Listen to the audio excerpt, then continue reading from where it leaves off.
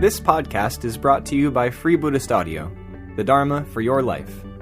Our work is funded entirely by donations from our generous listeners. If you would like to help us keep this free, make a contribution at freebuddhistaudio.com/donate. Thank you, and happy listening.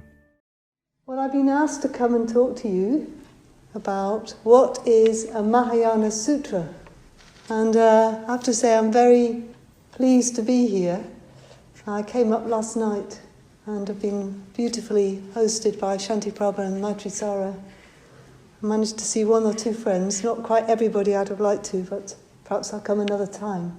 As Maitrisara said, I've lived in Birmingham in two phases. So I've just sitting meditating, I was feeling my heart sort of opening, remembering all sorts of things that happened here, people I've known. Some of them are here today, which is wonderful. And between those two periods, I lived in Berlin, which is a whole other world. This last weekend I was in Malvern, where I now live, a very beautiful place. Any of you have been there? It's a place of natural beauty. I've spent most of my adult life living in big cities, so it's rather nice this period of my life to be in a small provincial town in a very beautiful area. And on Saturday I went into another world, which was Adhisthana. It's, as many of you know, Adhisthana is a sort of a centre for Triratna. It's a kind of hub for Triratna, and it's very near to Malvern. And I went from the beauty, the natural beauty of Malvern, into another kind of beauty there. It was there's a certain sort of beauty when Sangha comes together. Yeah, we sort of experience something. And I was thinking, life is a bit like that. We move from world to world. We're always moving from world to world. Sometimes we're in the world of work, sometimes we're in the world of family, sometimes it's the world on our own, perhaps we live in a flat on our own, the world of holiday, and these worlds come into existence and then they're gone again, yeah? So we enter into worlds and actually, as Buddhism says, we create worlds, our minds create worlds, and sometimes we're creating worlds together, as we are right now. Sometimes you come to a Buddhist centre and it can feel, I don't know if it does to you, but maybe sometimes as if it's filled with a golden light. I don't know if you've ever had that experience. I used to have that experience when I went to the Manchester Buddhist Centre, was my first centre, and when I remember back to those days in the 1980s, my memory is it was filled with a sort of golden light, not every time, probably depended on my state of mind, but there's something that sometimes we feel when we enter into this world, whatever it is. It's sometimes seems just ordinary, and sometimes something a bit extraordinary. I also remember my own mitra ceremony. I had that experience again, that it was filled with light or something that I hadn't experienced before. So I know there were 7 mitra ceremonies here last week. Is anybody here who was mitra'd last week? They're all recovering, perhaps. But that can be, well, my own mitra ceremony remains a highlight of my own life. It was only when I started doing mitra study, after you become a mitra, you can then join a mitra study group, that I came to know that there was actually a sutra called the Sutra of Golden Light. Oh, I thought that's interesting. And this Sutra of Golden Light, it said, it takes us into the profound Buddha region. The profound Buddha region. So today we're going to be finding out, I hope, in me talking to you, what kind of world is it that the Sutra of Golden Light, or a sutra, a Mahayana Sutra, evokes? And to answer the question of what is a Mahayana Sutra, I think we've got 3 sub-questions. Firstly, what is a sutra? Secondly, what is the Mahayana? And thirdly, what's it all got to do with us? So I'm going to try and answer those questions. So firstly, what is a sutra? I'm a little bit allergic, that's what's happening, to something or other. So sutra is a Sanskrit word, And Sanskrit is an ancient Indian language used for writing sacred texts. It wasn't a spoken language, it was used for writing sacred text. Now, interestingly enough, the Buddha himself told his disciples, please don't teach the Dharma, don't pass on my teaching in Sanskrit. Pass on my teaching in the vernacular, in the local dialects. So, why did he say that? I'm part of a translations group in Triratna, and we're trying to translate our texts from our teacher, Sangharakshita, into as many languages as possible, and trying to encourage them. So Welsh, you might be surprised, Hebrew, Japanese, Estonian, of course, French, German, Polish, Russian, and then many Indian languages. There's many Indian languages. And the reason, of course, is when you hear the Dharma in your mother tongue, it goes into your heart, It goes deeper down. At least that's my experience. So the early teachings of the Buddha were spoken in the local languages, and they were passed on orally. They were not written down for quite a long time, but after several hundred years, they were written down in quite a few different languages. And eventually they also were, in fact, some of the Buddhist teachings were written down in Sanskrit. Sutra, the word sutra literally means a thread. Something that connects. Right, when we say, I've lost the thread, we mean I've lost the connection. So a sutra is a thread of a connected discourse, and usually it's the Buddha who's speaking. Now you may also have heard the word, sounds very similar, sutta. Have you heard that word? There's sutras and suttas, and you may sometimes have got mixed up and think, well, what's the difference, and what's what, and which is which? So sutta is Pali. Sutta is a Pali word, which is another language that also was not spoken as such, but was also used for writing down Buddhist texts. And it's one of the languages in which the Buddha's teachings were written down. So I want to tell you a little bit, and this you will see the connection, I hope you will, because it seems like we're getting away from the Mahayana. We're going to go away from the Mahayana and come back to the Mahayana, okay? So I want to tell you a little bit about the Pali Canon. So the Pali Canon is all the teachings of the Buddha that exist in Pali. And the Pali Canon are the scriptures which the Buddhism of Southeast Asia relies on. So Sri Lanka, Myanmar or Burma, Thailand, they all rely on the Pali Canon, and they're part of a school of Buddhism called the Theravada, the orange-robed monks, Theravada. And they themselves, or the Pali word for this canon, is the Tipitaka, which is the three baskets. So Pitaka is basket, T is three. So this huge mass of teachings, because Buddhism goes in for a lot, there's a lot of scriptures. You've got the Vinaya Pitaka, you've got the Sutta Pitaka, and you've got the Abhidhamma Pitaka. Well, we're not going to bother with Abhidhamma and Vinaya. That would be too much detail, and you'd probably fall asleep and never hear what is a Mahayana Sutra. So we'll forget about Vinaya and we'll forget about Abhidhamma. But the Sutta Pitaka, the basket of suttas, not sutras, but suttas, they record, you might say, the words and deeds of the historical Buddha. They often begin, those suttas, with these words, thus have I heard. Thus have I heard. So who heard? Who heard that sutta? Well, it was our friend Ananda, who's up here. I do love these paintings of Amita Jyoti. This is a little aside, but so often we see the Buddha like this, on his own, in a way. That's the sort of common way we see the Buddha meditating on his own. But actually, if you read the Tipitaka, the Pali Canon, the suttas, he was so often in contact with other people. And so we've got him here as well with Kisagotami.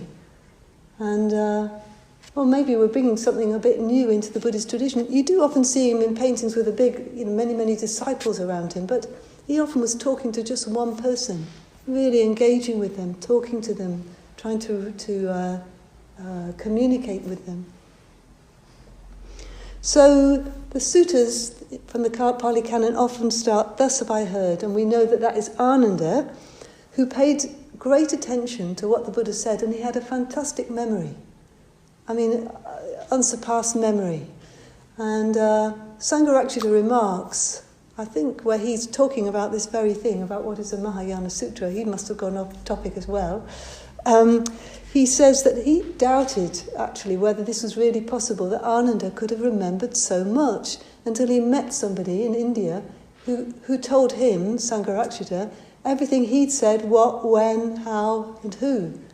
And he thought, oh, wow, it really exists. So Ananda, after the Buddha died, or after his parinibbana, he recited all that he could remember that the Buddha had taught, and when and how, and this became part of, or a big part of, the oral tradition. So in the Pali Canon, in these suttas that were recited by Ananda, and sometimes others, you see the Buddha in the world. You see him, maybe it'll tell you, well, the Buddha was staying at that time in the squirrel's feeding ground, or the king Pasenadi came to the Buddha and said, or how he followed an elephant into the forest when he got fed up with his monks quarrelling, or the story of Kisagotami, whose baby died. So reading the suttas of the Pali Canon, of the Tipitaka, the three baskets, you get a very vivid sense of the historical Buddha, his life and times. Now the Mahayana is really quite different, okay? So let me tell you a little bit about the Mahayana. It was a movement, you might say it's the Mahayana movement, and it arose, as movements do arise, when something has gone missing from what's there. Something's got a bit lost, or it's lost balance, something like that. So we have to imagine that after the Buddha's parinibbana, as we sometimes say, or when he passed away, his teachings, as I said, were passed on orally for many, many generations. And also we must imagine the inspiration of the Buddha was so present to people. They'd met him, they'd felt the impact of his life and his being on them. And many were enlightened themselves, like the Buddha. So all this was being passed on, not just, as it were, the teachings. Just to give us a sort of, to remind us what it was like to meet the Buddha. I've got here how sometimes people responded after hearing the Buddha, maybe a one-to-one communication. They said something like this: "Magnificent Master Gotama." So Gotama was his name. "Magnificent Master Gotama. Master Gotama has made the Dharma clear in many ways, as though he were turning upright what had been overthrown, revealing what was hidden, showing the way to one who was lost, or holding up a lamp in the dark for those with eyesight to see forms. I go to the Master Gotama for refuge, and to the Dhamma, and to the Sangha." So the Buddha had a tremendous impact on those he met, at least those who were receptive to him. Some of them just said, "Oh yes," and walked away. But on some he had a tremendous impact, and that was passed on, that sort of inspiration was passed on, that vision of another kind of life was passed on. But gradually in parts of the Buddhist world, over the decades and then centuries, something started to get lost. Something that had been there in the beginning started to get lost. In a way, the existing, in parts of the Buddhist world, the existing sort of approach to the Dharma became more and more one-sided. And so something else started to develop. I've seen similar things. I've been involved in Triratna for quite a few decades, actually. And as others here who've also been around a long time, they will also know this. There come in sort of certain trends. Everybody's interested in what certain thing was emphasised very much, like it's all about mindfulness, or it's all about friendship, or what we really should be doing is right livelihood businesses. And then you realise, oh, we're emphasising this so much, but something has got lost. We've forgotten this bit of it. Yeah, and then that has to come back in. So the Mahayana movement, it arose also to correct a one-sidedness in aspects of the Buddhist world that came about. So I'm not going to talk about what that one-sidedness was. Instead, I'm going to tell you what the Mahayana wanted to emphasize. So first of all, the Mahayana wanted to emphasize the universal scope of the Buddha's teaching. He wanted to say everybody can be a Buddhist. You don't have to be a monk. So you get it, yeah? Everybody. It's for men and women, any caste. Even in India of that time, there was caste. Any background. So it's the same for us. Anybody can be a Buddhist. Secondly, it emphasized the Bodhisattva ideal. The Bodhisattva ideal. So the Bodhisattva is one who wants to gain enlightenment, but not just for themselves, but for all sentient beings. So in their mind, they feel connected to the whole of, not even just humanity, but all life. And as they practice, they want everybody and everything that's living to benefit. So that suggests that aspect of other regarding had got rather lost. Yeah, and that can happen in our own practice. You get so sort of caught up with, how can I gain and grow and develop, and what must I do? And you forget, well, actually, I'm doing this not just for myself. There was, in the Buddha's teaching, as he taught about a doctrine called the An-Atman doctrine, which means no fixed self. Sometimes you hear no self, but really that's a bit misleading, because obviously we have a sort of self. We're individuals, we've got experience that's ours. But what's very important in the Buddha's teaching is there's no fixed self. And because there's no fixed self, we can grow and develop and change. So the Mahayana, it realised that, it saw that, but it had you might say, a philosophical way of trying to express this. Instead of saying, talking about an Atman, it talked about the nature of reality being shunyata. Shunyata. So you may have heard of this word, shunyata. It means emptiness, but it does not mean nothing there. That is the wrong understanding. You always ask yourself, if you hear shunyata, ask yourself, well, empty of what? That's the important bit, empty of. So it's empty of anything fixed. It says there's not noumena behind the phenomena. There's not something sort of fixed in me that can never change. All things, and if you look deeply at the Buddha's teaching of conditionality, everything's coming into being based on so many conditions, and you can't sort of pinpoint it. Yeah, in fact, it's all a great mystery, as we know, and I'm going to say a bit more about that. But shunyata, or the Mahayana approach, reminds us how positive a thing is the fact that there's nothing fixed and final, because it means infinite growth is possible.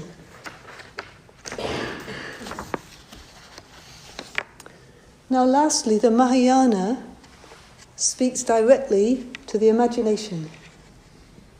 So I don't know if you like the word imagination, or you think, The imagination is a sort of different faculty. It's what allows us to go beyond the known. We can sort of visualize something beyond what we've actually experienced directly. In the Mahayana Sutras, we sometimes still have Ananda present, our friend Ananda, and we still have the overall theme of the Buddha being present and teaching, often large gatherings of people, and not just human beings actually. But the world we find ourselves in is not quite the historical world that we know from the Pali Canon.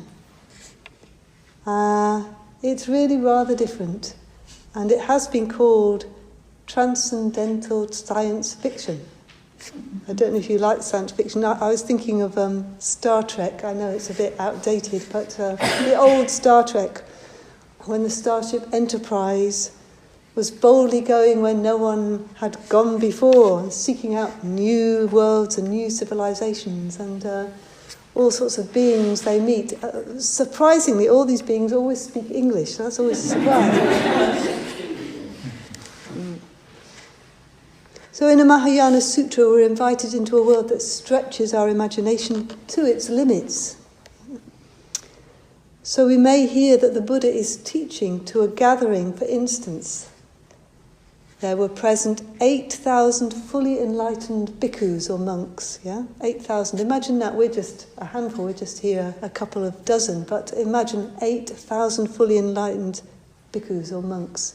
Well, that's nothing, because the next level is 32,000 bodhisattvas, great spiritual heroes, universally acclaimed.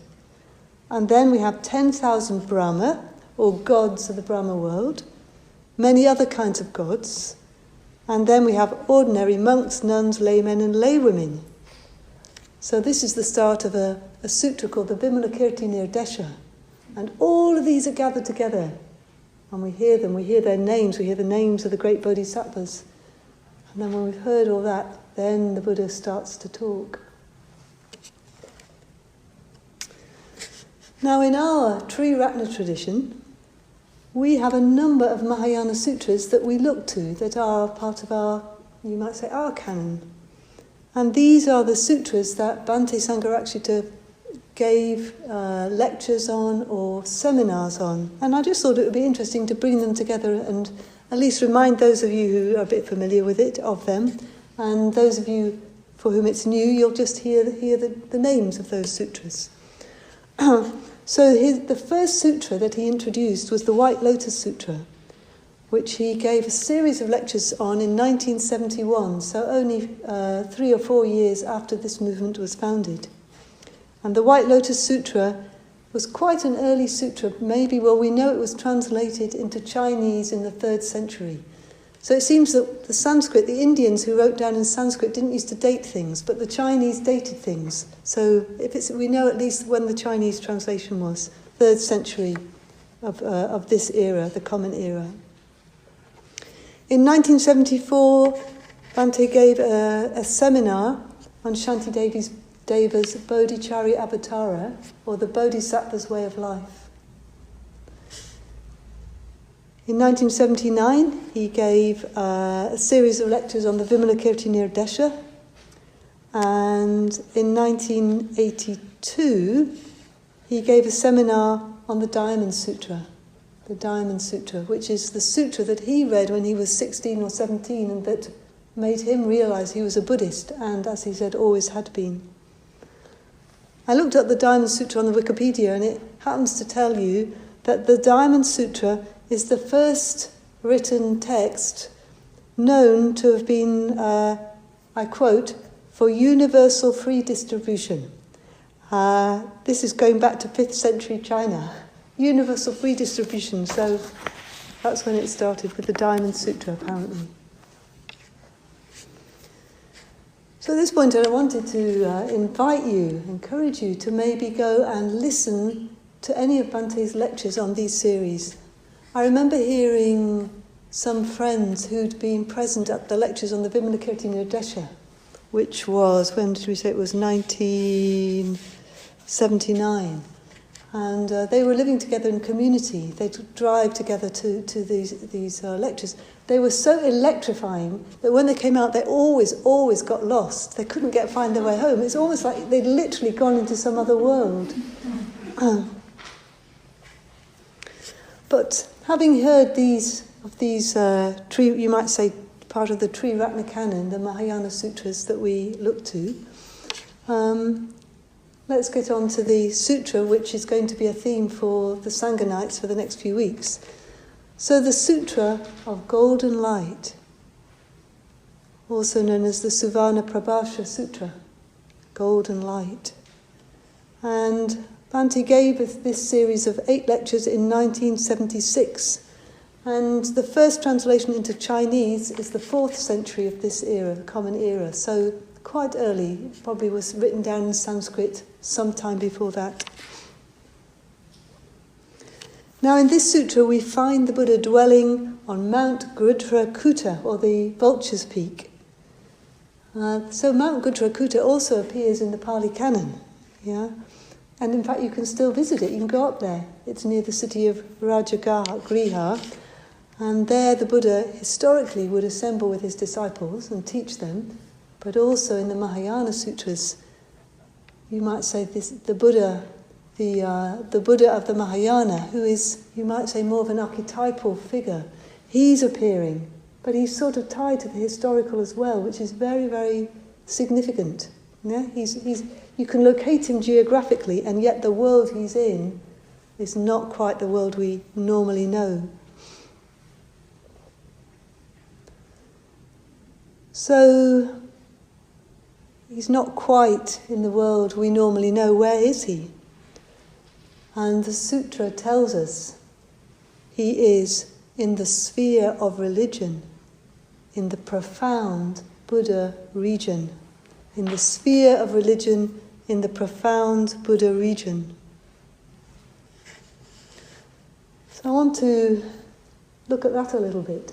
Yeah? What is the sphere of religion? And what is the profound Buddha region? So I think if we can answer these questions, that will help us to answer that other question, what's it all got to do with us? Yeah? Sphere of religion. Well, I don't know what the word religion means to you. We know that Karl Marx spoke of it as the opium of the people, that religion was constructed by people to calm uncertainty over their role in the universe and in society.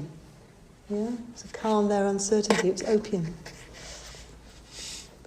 Nietzsche, the German philosopher, he saw that traditional Christian religion was breaking down already in the 19th century. He wrote about the death of God. Yeah, the death of God, and he said, when that happens, moral values will decay, and what will come into its place is consumerism. So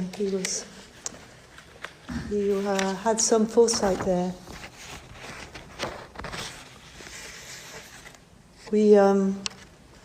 Sometimes I look at the bull ring and I think this is today's temple.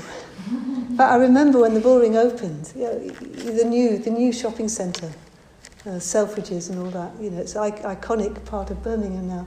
I remember going out of curiosity to have a look at it, and there was a sign up as you entered into Selfridges. It said, "I shop, therefore I am." I felt so horrified. I turned and went away.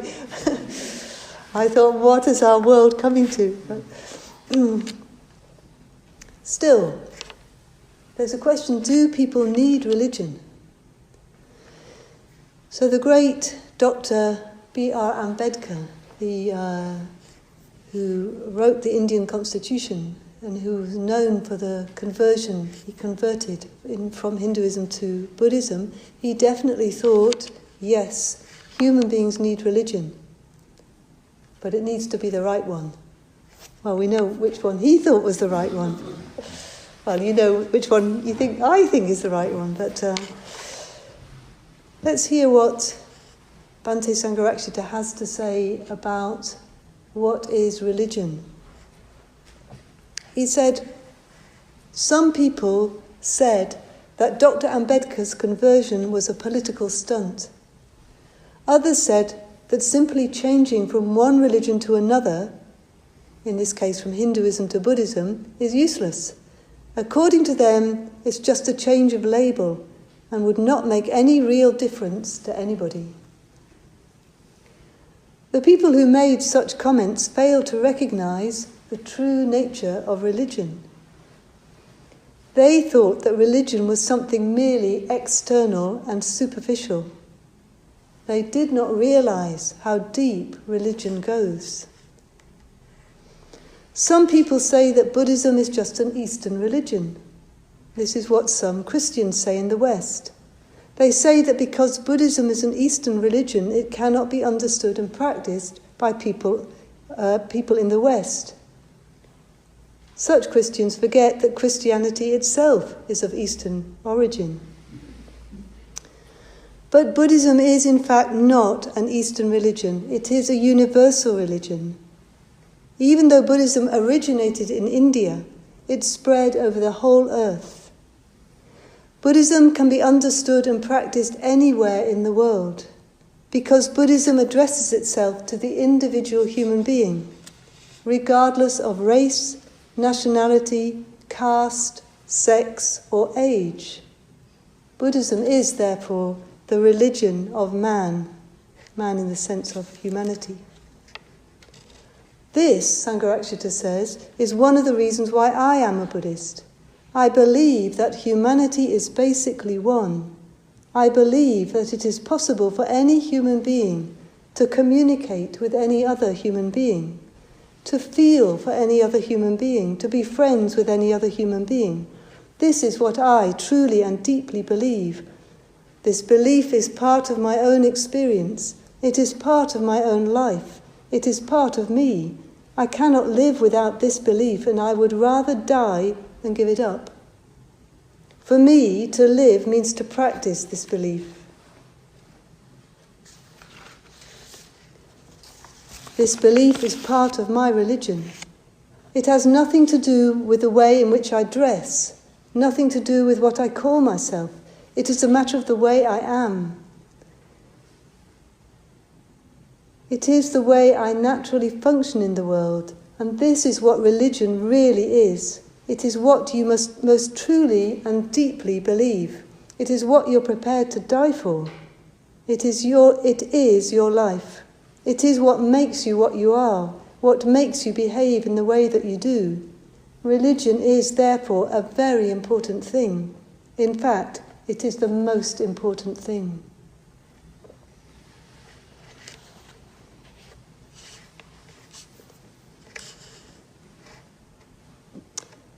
What is the profound Buddha region?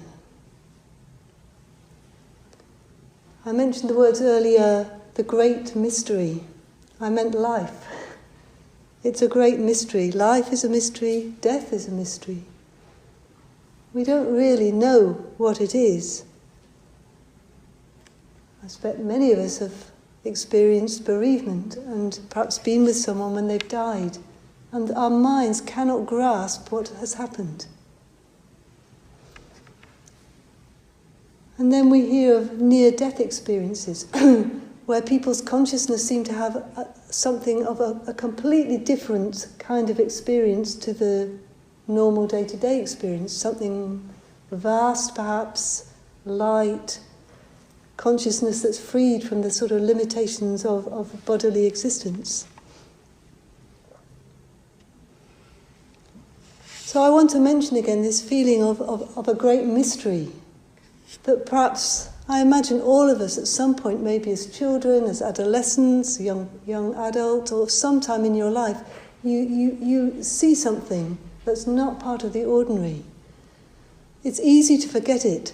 Ordinary life sort of closes in on us so quickly, but sometimes you're reminded of that, and it's a bit of that there's something else. And I think religion proper, or the profound Buddha region, is telling us that's the direction, or that is the northern star around which to orient your life. That's the northern star around which to orient your life. And the rest of your life is in relation to that.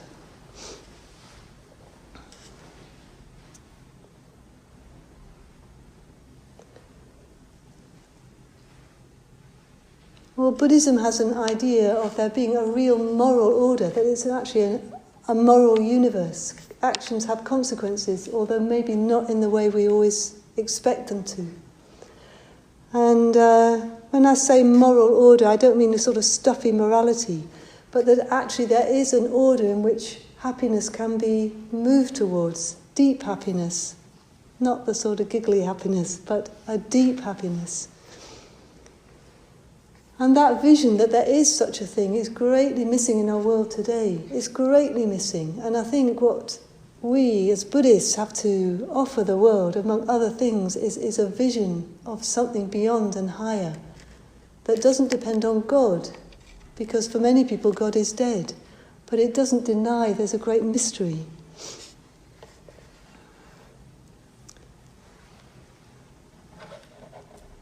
Oh, I better finish quite quickly. I'm going to have to miss a bit out.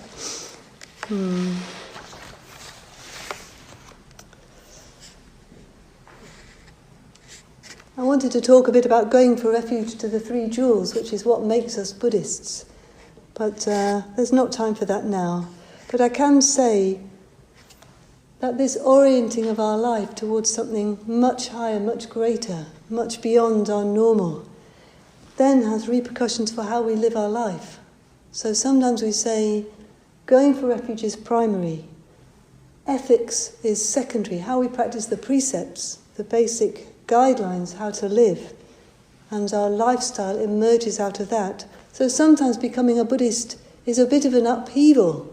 We find we have to make quite big changes to our life to bring our values, our deeply held values, into line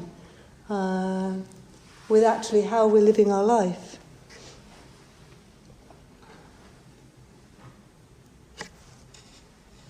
Well, let me think. I'm going to finish by just reading you a little bit of the sutra. So I've got it in this beautiful... Have we? Yes. Okay. I haven't got to stop for questions. Okay, all right. Okay, good, all right. I'll keep going. Then briefly, I'll just remind us what it is to go for refuge to the three jewels. So the three jewels are what Buddhists say are the deepest values in human life.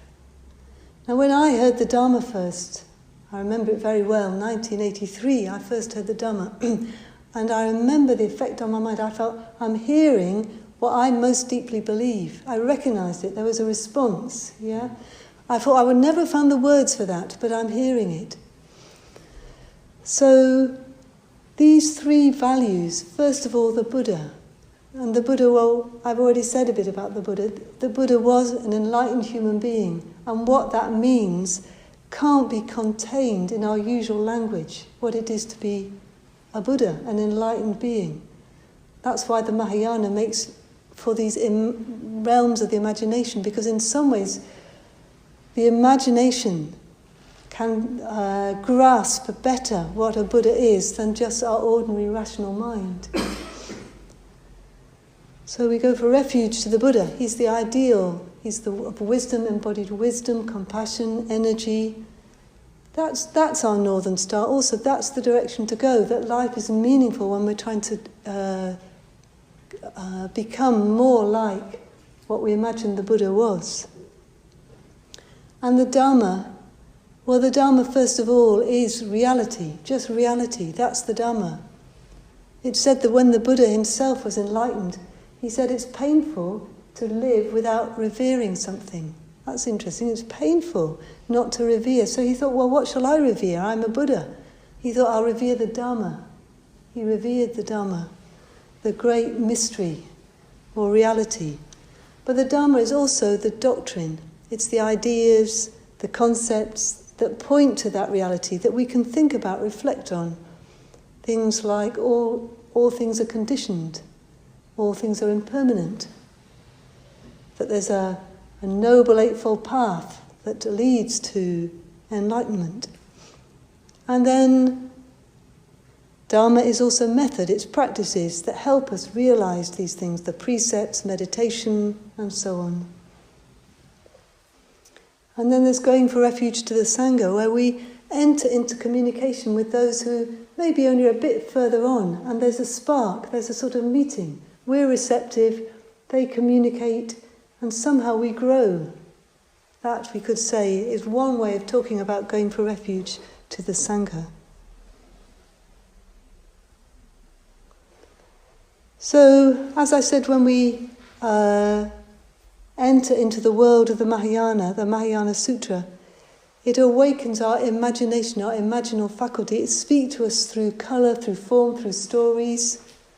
I know if you tell a story, that's often what people remember. You can talk for a whole hour, but the only thing they remember is the story. I didn't tell a story really today. That was a mistake, maybe. But anyway, stories in the Sutra of Golden Light, teachings and transcendental happenings.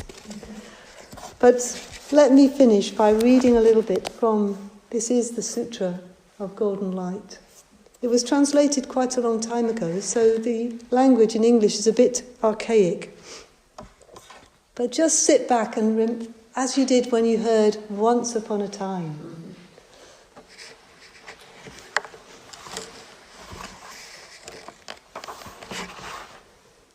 I heard at one time how the Tathagata on Mount Gutrakuta dwelled in the sphere of religion in the profound Buddha region, together with the noble goddess Bodhisattva Samuchaya and with the great goddess, and there's a whole list of names that he was with. Then the Venerable Ananda, our friend Ananda, spoke thus to the Lord. Lord, what will be for them, all those gathered, the discipline of the law, or the Dhamma? The Lord replied, the essence of meditation and the law is pure, established according to its manifestation and not by arduous inquiry.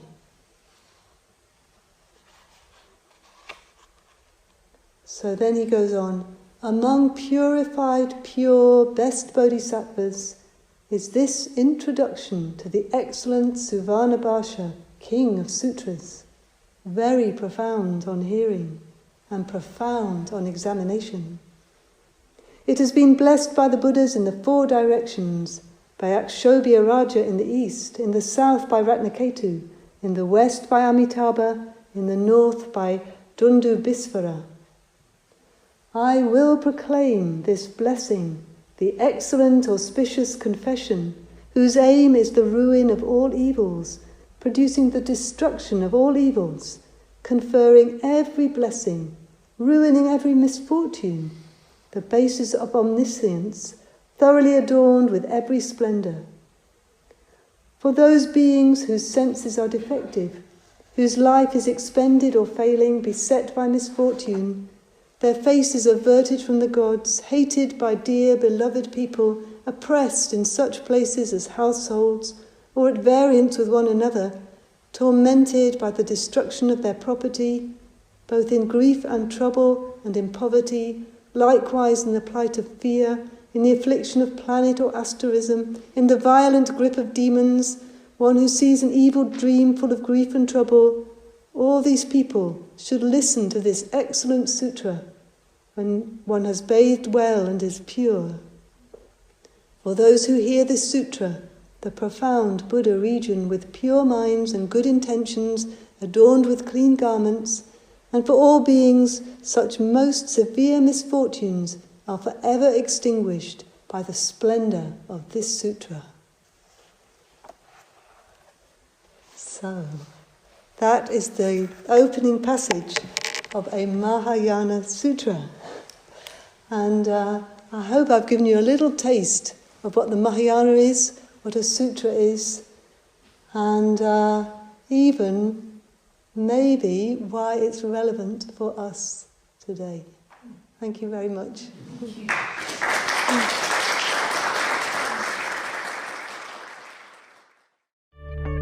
We hope you enjoyed this week's podcast.